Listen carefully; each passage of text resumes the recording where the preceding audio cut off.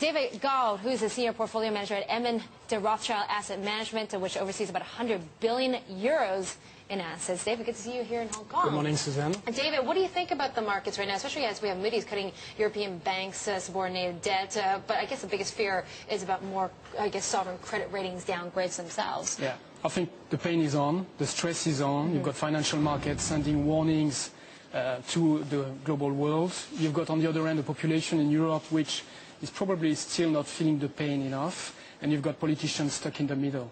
Yeah, well, politicians like, German Chancellor Angela Merkel, when she's talking about, treaty changes as opposed to putting more cash into bailout funds, is that more encouraging to you or discouraging in your view? I think this is very encouraging, because for the past 60 years, the European Union has all been about avoiding another war. This objective is completed. Now we need to think about the next 50 years. And to do the next 50 years, you need a real union.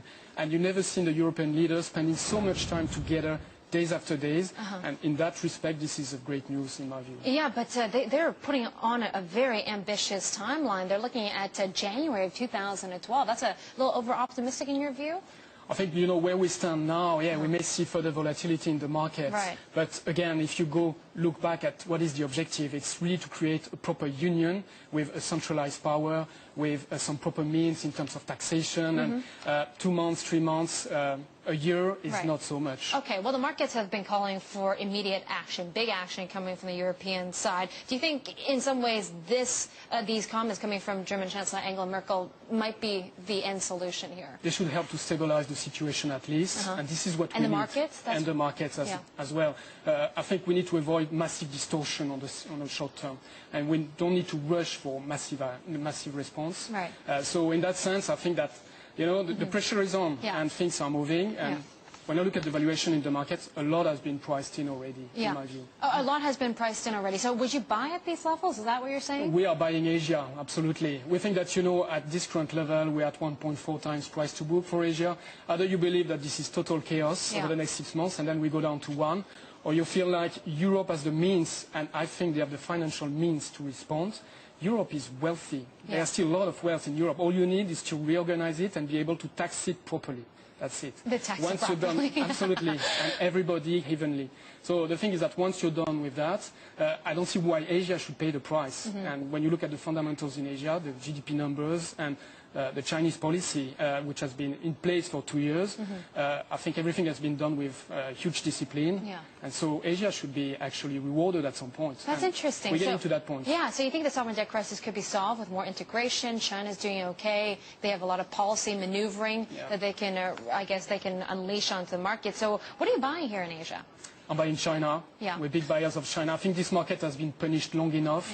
I know we're talking a lot about problem with the banking sector, the property sector. On a fundamental basis, those sectors are not going to collapse. So they're not going to create a collapse in the Chinese economy. From an investor point of view, it's different. I would be cautious with those sectors. But you can still buy China. You don't buy the banks, but you can buy insurance sector.